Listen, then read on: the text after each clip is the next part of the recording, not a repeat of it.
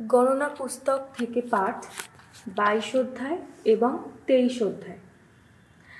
ইসরায়েলীয়রা এবার যাত্রা করে মোয়াবের সেই প্রান্তর ভূমিতে তাঁবু ফেলল, যা জর্দন নদীর ওপারে জেরিখোর উল্টো দিকেই রয়েছে। ইসরায়েলীয়রা আমরীয়দের যে কী দশা করেছে তা শিপ্পোরের পুত্র বালাকের নজর এড়ায়নি। ইসরায়েলীয়দের বিপুল জনসংখ্যা দেখে মোয়াবের লোকেরা তখন বেশ চিন্তিত হয়ে পড়ল। ইসরায়েলীয়রা কাছে এসে পড়ায় খুবই ভয় পেল তারা।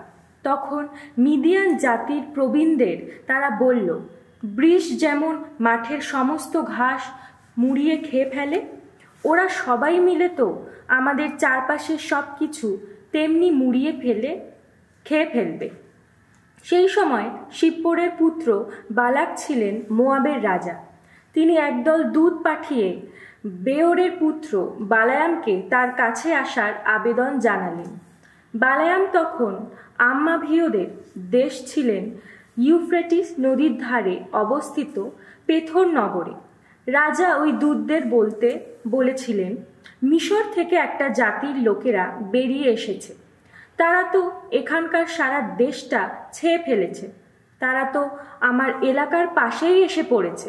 তাই দোহাই আপনার, এখানে আসুন, আমার মুখ চেয়ে ওই লোকগুলোকে অভিশাপ দিন, কেননা আমার চেয়ে ওরা বেশি শক্তিশালী।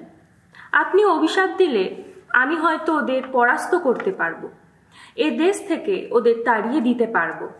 আমি তো জানি যাকে আপনি আশীর্বাদ করেন সে আশীষ ধন্যই হয়, আর যাকে অভিশাপ দেন সে অভিশপ্তই হয়। মোয়াবের প্রবীণেরা এবং মিদিয়ানের প্রবীণেরা তখন ওই দেববক্তার দক্ষিণা সঙ্গে নিয়ে রওনা হলেন। বালায়ামের কাছে এসে তারা তাকে বালাকের সেই আবেদন জানালেন। উত্তরে বালায়াম বললেন, আপনারা বরং আজকে রাতটা এখানেই কাটান। ভগবান আমাকে যা বলবেন আমি সেই মতো উত্তর আপনাদের জানাবো। তাই মোয়াব থেকে আসা নেতৃজনেরা সেদিন বালায়ামের ওখানেই থেকে গেলেন। ঈশ্বর তখন বালায়ামের কাছে এসে জিজ্ঞেস করলেন, ওই যারা তোমার এখানে রয়েছে ওরা কারা? বালায়াম ঈশ্বরকে উত্তর দিলেন, শিপ্পোরের পুত্র বালাক, যিনি মোয়াবের রাজা, তিনি ওদের মারফত আমাকে বলে পাঠিয়েছেন, মিশর থেকে বেরিয়ে আসা একটা জাতির লোকেরা এখানকার সারা দেশটা ছেয়ে ফেলেছে। আপনি এখন এখানে আসুন, আমার মুখ চেয়ে ওদের অভিশাপ দিন, তাহলে আমি হয়তো ওদের বিরুদ্ধে যুদ্ধ করে ওদের এখান থেকে তাড়িয়ে দিতে পারবো। কিন্তু ঈশ্বর বালায়ামকে বললেন, না, তুমি ওদের সঙ্গে ওখানে যেও না। ওই জাতির মানুষদের অভিশাপ দেওয়া চলবে না, তারা তো আশীষধন্য মানুষ। পরের দিন সকালে উঠে বালায়াম বালাকের দূত সেই নেতৃজনদের বললেন, আপনারা বরং নিজেদের দেশে ফিরে যান, কেননা ভগবান আমাকে আপনাদের সঙ্গে যাবার অনুমতি দিতে চান না। তাই মোয়াব থেকে আসা সেই নেতৃজনেরা তখন সেখান থেকে রওনা হলেন। বালাকের কাছে ফিরে এসে তারা বললেন, বালায়াম আমাদের সঙ্গে আসতে রাজি হননি। বালাক তখন আর এক দল নেতৃজন, যারা প্রথম দলের চেয়ে সংখ্যায় আরও বেশি, সম্মানে আরও বড়, তাদের পাঠালেন। বালায়ামের কাছে এসে তারা তাকে বললেন, শিপ্পোরের পুত্র বালাক এই কথা বলেছেন, দোহাই আপনার, আমার কাছে আসার ব্যাপারে না বলবেন না। আমি আপনাকে সম্মান দেখাবো, অনেক কিছু দিয়েই সম্মান দেখাবো। আপনি যা কিছু করতে বলবেন সবই করব আমি। দোহাই আপনার, এখানে আসুন, আমার মুখ চেয়ে ওই লোকগুলোকে অভিশাপ দিন। উত্তরে বালায়াম কিন্তু বালাকের ওই দূতদের বললেন, বালাক তার প্রাসাদ সোনা রূপোয় ভর্তি করেও তা যদি আমাকে দেন, তবুও আমি আমার ঈশ্বর ভগবানের আদেশ অমান্য করতে পারবো না। লঘু গুরু কোনো ব্যাপারেই নয়। তাই বলছি, আপনারাও বরং আজকে রাতটা এখানেই থাকুন, যাতে আমি জানতে পারি এ ব্যাপারে ভগবান আমাকে আর কিছু বলেন কিনা। সেই রাতে ঈশ্বর বালায়ামের কাছে এসে তাকে বললেন, ওরা যখন তোমাকে ডাকতে এসেছে তুমি বরং যাও, ওদের সঙ্গে যাও। তবে আমি তোমাকে যা করতে বলবো তোমাকে কিন্তু ঠিক তাই করতে হবে। পরের দিন সকালে উঠে বালায়াম তার গাধীর পিঠে জিন পরালেন। তিনি মোয়াবের সেই নেতৃজনদের সঙ্গে রওনা হলেন। বালায়ামকে যেতে দেখে ঈশ্বর কিন্তু ক্রুদ্ধই হলেন। ভগবানের দূত তখন বালায়ামকে বাধা দেওয়ার জন্যে তার পথের মাঝখানে এসে দাঁড়ালেন।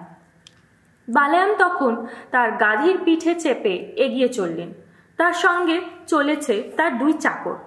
এমন সময় ওই গাধীটি দেখতে পেল পথের মাঝখানে খোলা তলোয়ার হাতে নিয়ে দাঁড়িয়ে আছেন ভগবানের সেই দূত। গাধীটি তখন পথ ছেড়ে পাশের ক্ষেতে নেমে পড়ল। বালায়াম গাধীটিকে পথে ফিরিয়ে আনার চেষ্টায় তাকে মারতে লাগলেন। ভগবানের দূত তখন 2 আঙুর ক্ষেতের মাঝখানে এমন একটি সরু পথে এসে দাঁড়ালেন যার এপাশে ওপাশে দুপাশেই রয়েছে পাঁচিল। ভগবানের দূতকে সামনে দেখতে পেয়ে বালায়ামের গাধীটি তখন এদিকের পাঁচিলের গা ঘেঁষেই সরে দাঁড়ালো। তাতে কিন্তু বালায়ামের পা পাঁচিলের গায়ে ঘষতে গেল। তাই বালায়াম তাকে আবার মারতে লাগলেন। ভগবানের দূত এবার আরও এগিয়ে গিয়ে পথের এত সরু একটি জায়গায় এসে দাঁড়ালেন যেখানে ডাইনে বাঁয়ে সরে যাওয়ার এতটুকু জায়গা ছিল না। ভগবানের দূতকে সামনে দেখতে পেয়ে গাধীটি এবার বালায়ামকে পিঠে নিয়ে মাটিতে বসে পড়ল। এতে বালায়াম রীতিমতো রেগে উঠলেন। তিনি নিজের লাঠি দিয়ে গাধীটিকে মারতে লাগলেন। ভগবান তখন গাধীটিকে কথা বলার ক্ষমতা দিলেন। সে বালায়ামকে বলল, আমি তোমার কি ক্ষতিই বা করেছি যার জন্যে তুমি আমাকে 3 বার এমনি করে মারলে? বালায়াম উত্তর দিলেন, তুই তো আমাকে নিয়ে তামাশা শুরু করে দিয়েছিস। একটা তলোয়ার হাতে পেলে আমি তো এখন তোকে মেরেই ফেলতাম। গাধীটি তখন বালায়ামকে বলল, আমি কি তোমার সেই গাধীটি নই যার পিঠে তুমি এতদিন চড়েছ? এখনো চড়েই আছো। আমি কি সাধারণত তোমার সঙ্গে এই রকম আচরণ করে থাকি? বালায়াম উত্তর দিলেন, না, তা অবশ্য নয়। এই সময় ভগবান বালায়ামের দৃষ্টি যেন খুলে দিলেন। বালায়াম তখন দেখতে পেলেন ভগবানের দূত খোলা তলোয়ার হাতে নিয়ে পথের মাঝখানে দাঁড়িয়ে রয়েছেন। তিনি তখন মাটির ওপর উবুড় হয়ে প্রণত হলেন। ভগবানের দূত তাকে বললেন, তুমি ওইভাবে তোমার গাধীটিকে 3 বার মারলে কেন? আসলে আমি নিজেই তো তোমাকে বাধা দেওয়ার জন্যে এখানে এসেছি, কেননা আমি মনে করি তোমার ওখানে যাওয়াটা উচিত কাজ হচ্ছে না। গাধীটি তো আমাকে দেখতে পেয়েই তোমারই জন্যে 3 বার সরে গিয়েছিল। সে যদি সরে না যেত তাহলে আমি সরাসরি তোমাকে মেরেই ফেলতাম, তাকে কিন্তু প্রাণে বাঁচতে দিতাম। বালায়াম ভগবানের দূতকে তখন বললেন, আমার অন্যায় হয়েছে। আমি তো এই কথা বুঝতেই পারিনি যে আপনি আমার সামনে পথে দাঁড়িয়ে রয়েছেন। এখন আপনার যদি আপত্তি থাকে তাহলে আমি না হয় ফিরেই যাচ্ছি। কিন্তু ভগবানের দূত তাকে বললেন, না, তুমি বরং ওই লোকদের সঙ্গে যাও। তবে আমি তোমাকে যা বলতে বলবো তোমাকে শুধু তাই বলতে হবে। সেই জন্যে বালায়াম তখন বালাকের পাঠানো সেই নেতৃজনদের সঙ্গে এগিয়ে চললেন। বালায়াম আসছেন শুনে বালাক বেরিয়ে পড়লেন। পথেই তার সঙ্গে দেখা করার জন্যে তিনি এগিয়ে গেলেন মোয়াবের সেই শহরটি পর্যন্ত, যা রয়েছে আর্নোন সীমান্তে, সেই সীমান্ত এলাকার শেষ প্রান্তে। বালাক বালায়ামকে বললেন, আমি তো আগে আপনার কাছে একদল দূত পাঠিয়ে আমার কাছে আসার আবেদন জানিয়েছিলাম। তখন আপনি আসেননি কেন? আপনি কি মনে করেছিলেন আপনাকে যথাযোগ্য সম্মান দেওয়ার সাধ্য আমার নেই? বালায়াম উত্তর দিলেন, এই তো আমি এসেই গেছি, তবে আমি কিন্তু যেমন তেমন কথা বলতে পারবো না। ঈশ্বর নিজে আমার কণ্ঠে যে বাণী যোগাবেন তাই বলবো আমি। বালায়াম তখন বালাকের সঙ্গে গেলেন কিরিয়াত হুসোতে। বালাক সেখানে ছোট বড় নানা গবাদি পশু বলি দিলেন। তারপর ওই গবাদি পশুর মাংস বালায়ামকে এবং তার সঙ্গে থাকা নেতৃজনদের খেতে দিলেন। পরের দিন সকালে বালাক বালায়ামকে সঙ্গে নিয়ে পাহাড়ের ওপরে বামোত বায়ালে গেলেন। সেখান থেকে ইসরায়েলীয় তাঁবুস্থানটির একটি অংশ দেখা যাচ্ছিল। বালায়াম বালাককে বললেন, এবার আপনি এখানে আমার জন্যে 7টি বেদি গেঁথে তোলার ব্যবস্থা করুন। তাছাড়া এখানে 7টি বৃষ ও 7টি মেষ আনার ব্যবস্থাও করুন। বালাক বালায়ামের কথা মতোই সব কিছু করলেন। তারপর বালাক ও বালায়াম দুজনে প্রতিটি বেদির ওপর একটি করে বৃষ ও একটি করে মেষ উৎসর্গ করলেন।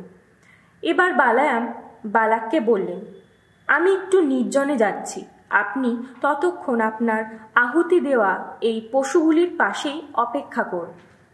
হয়তো ভগবান এসে আমার সামনে দেখা দেবেন।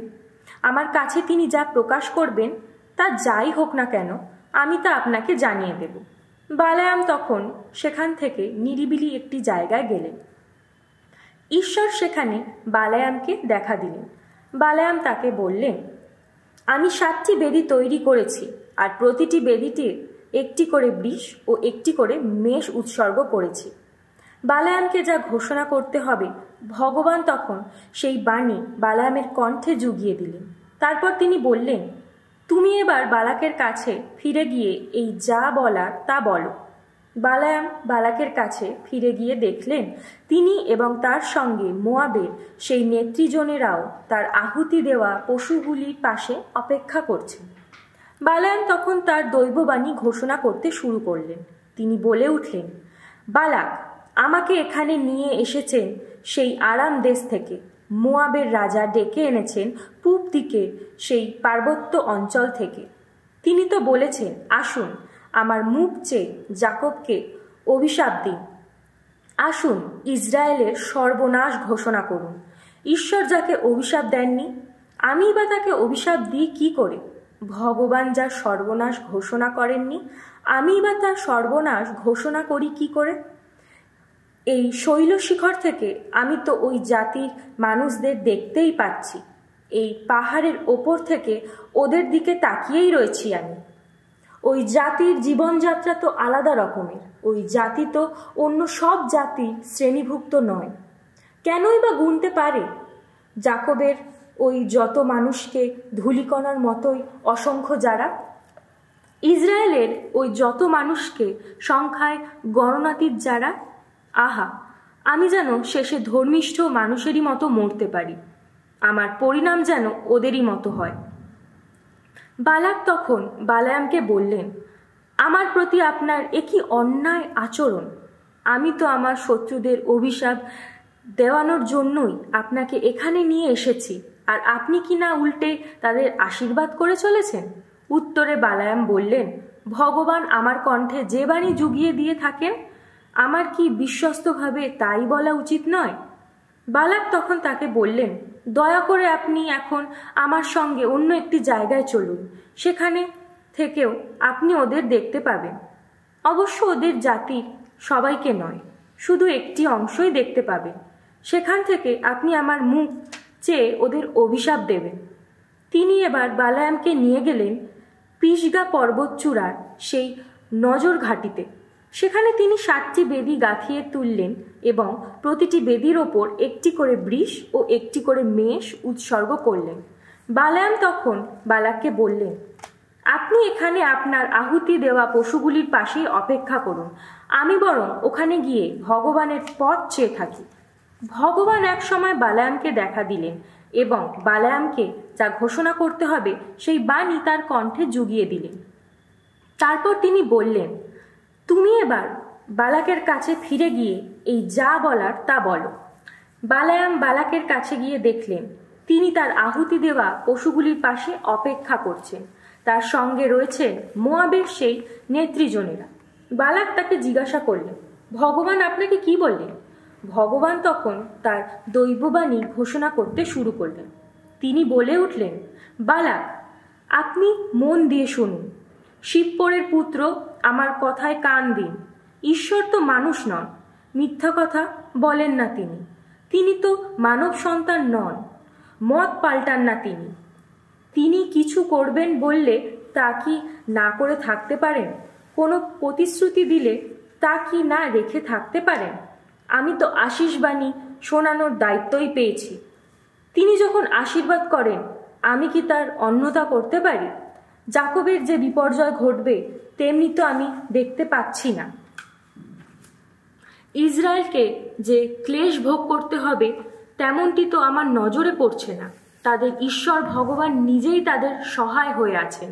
তাদের মাঝখানে শোনা যাচ্ছে তাদের রাজার জয়ধ্বনি।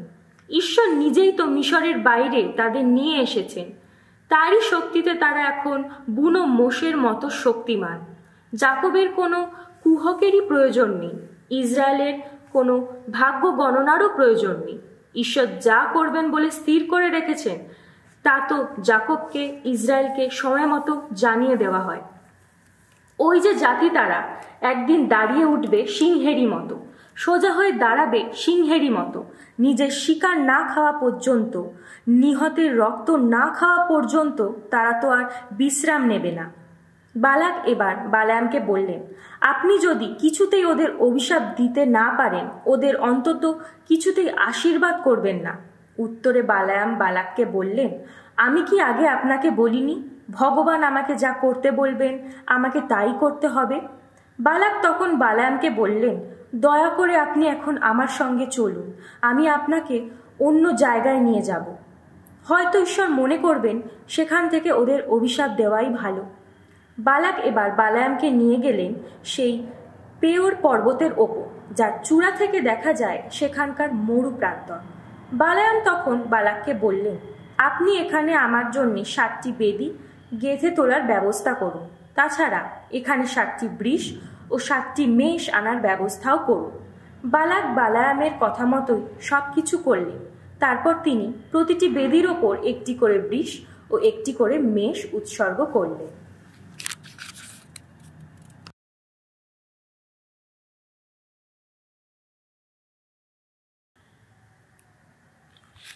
শামসঙ্গীর 80।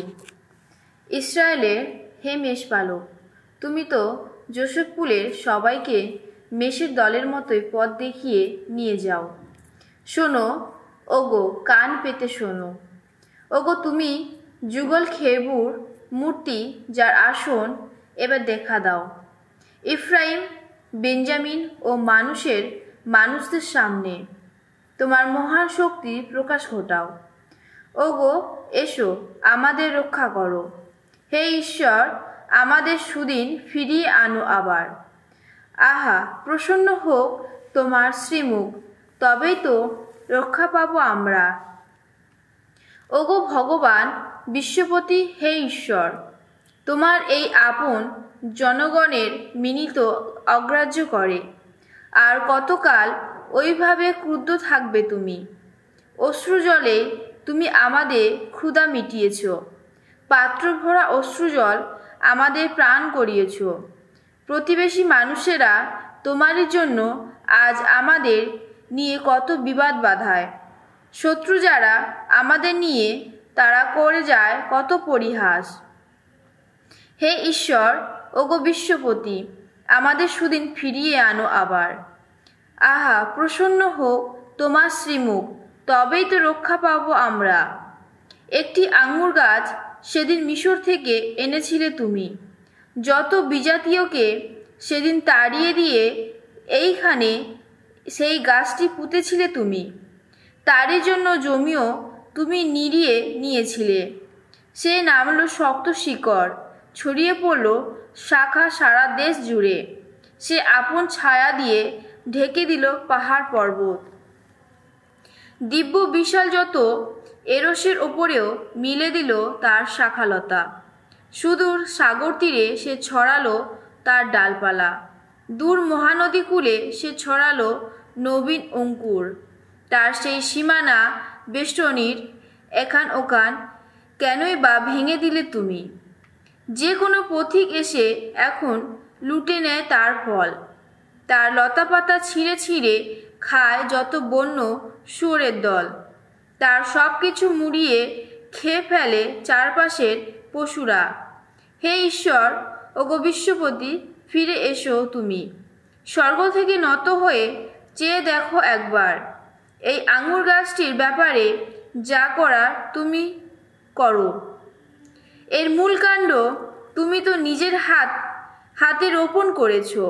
তুমি তো নিজেই তার যত শক্তির উৎস। এখন আগুনে পুড়িয়ে তা কেটে ফেলা হয়েছে। রোষ ভরা তোমার দৃষ্টিতে সবাই তো মরতেই বসেছে। ওগো, যে তোমার ডান পাশের মানুষ, সেই যে মানবপুত্র, তুমি নিজেই যার সব শক্তির উৎস, এখন তার সহায় হও তুমি। এরপর তোমাকে ছেড়ে আর দূরে যাব না কোথাও। ওগো, আমাদের বাঁচিয়ে রাখো, স্মরণ করব আমরা তোমার নাম। হে ঈশ্বর, বিশ্বপতি, ওগো ভগবান, আমাদের সুদিন ফিরিয়ে আনো আবার। আহা, প্রসন্ন হোক তোমার শ্রীমুখ, তবেই তো রক্ষা পাবো আমরা।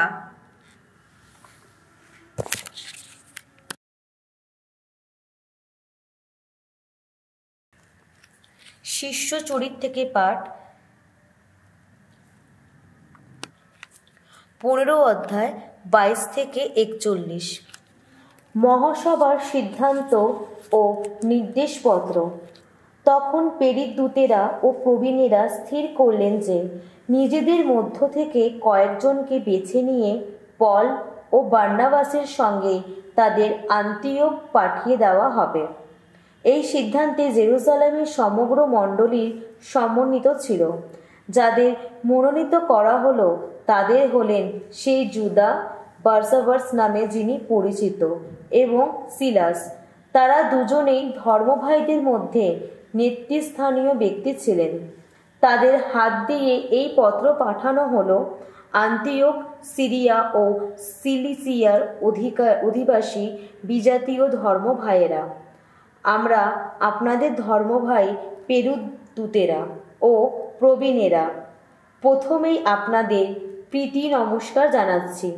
আমরা খবর পেয়েছি যে আমাদের কাছ থেকে কোনো নির্দেশ না পেয়েও আমাদের কয়েকজন আপনাদের ওখানে গিয়ে নানা কথায় আপনাদের নাকি বিব্রত করে তুলেছে, আপনাদের মনে অশান্তির সৃষ্টি করেছে। সেই জন্যে আমরা সকলে একমত হয়ে স্থির করছি যে আমাদের প্রভু যীশু খ্রিস্টের নাম প্রচারের জন্যে যারা নিজেদের জীবন পণ করেছেন, আমাদের সেই প্রিয়তম বার্নাবাস ও পলের সঙ্গে আমরা মনোনীত কয়েকজনকেও আপনাদের কাছে পাঠিয়ে দেব। তাই আমরা এখন আপনাদের কাছে জুদা ও সিলাসকে পাঠাচ্ছি। এখানে আমরা যা লিখছি এরা নিজেরাই সেই একই কথা আপনাদের সকলকে মুখে জানাবেন। স্বয়ং পবিত্র আত্মা এবং আমরা নিজেরাও স্থির করছি যে আপনাদের ওপর আর কোনো নিয়মের ভার যেন চাপানো না হয়, শুধু এই কয়েকটি অবশ্য পালনীয় নিয়ম ছাড়া। আপনারা দেবমূর্তির কাছে উৎসর্গ করা কোনো খাদ্য যেন গ্রহণ করবেন না এবং কোনো রক্ত কিংবা গলা টিপে মারা কোনো পশুর মাংস যেন মুখে দেবেন না। তাছাড়া ব্যভিচার থেকে আপনারা দূরেই থাকবেন। এই সব কিছু সযত্নে এড়িয়ে চললে আপনারা ঠিকই কাজ করবেন। আপনাদের মঙ্গল হোক। এরপর প্রতিনিধির দল সকলের কাছ থেকে বিদায় নিলেন। তারা আন্তিয়োকে গেলেন। সেখানে মণ্ডলীর সকলকে সমবেত করে তারা ওই পত্রটি তাদের হাতে তুলে দিলেন। পত্রটি পড়ে সবাই তাতে লেখা আশ্বাস বাণীতে খুবই আনন্দিত হলো। জুদা ও সিলাস তো নিজেরাই প্রবক্তা ছিলেন। তারা তখন অনেক কথা বলে সেখানকার ধর্মভাইদের অন্তরে নতুন আশ্বাস ও নতুন শক্তি জাগিয়ে তুললেন। তারা সেখানে কিছুদিন কাটালেন। তারপর আন্তিয়োকে ধর্মভাইয়েরা শান্তি কামনা করে তাদের বিদায় জানালো। তারা যেন ফিরে যেতে পারেন তাদেরই কাছে যারা এখানে তাদের পাঠিয়েছিলেন। পল ও বার্নাবাস তো আন্তিয়োকে রয়েই গেলেন। আরও অনেকের সঙ্গে তারা উপদেশ দিয়ে প্রভুর মঙ্গলবাণী সেখানে প্রচার করতে লাগলেন। কিছুদিন পরে পল বার্নাবাসকে বললেন, এবার চলো আমরা ফিরে যাই। যে যে শহরে আমরা প্রভুর বাণী ঘোষণা করেছি সে সব জায়গার ধর্মভাইদের সঙ্গে একবার দেখা করি, তাদের খোঁজ খবর নিই। বার্নাবাস তখন যোহন মার্ককেও সঙ্গে নিতে চাইলে পল কিন্তু তাকে সঙ্গে নেওয়া উচিত বলে মনে করলেন না, যেহেতু যোহন মার্ক পামফিলিয়ার তাদের ছেড়ে চলে গিয়েছিলেন। তাদের সঙ্গে কাজ করতে এগিয়ে যাননি।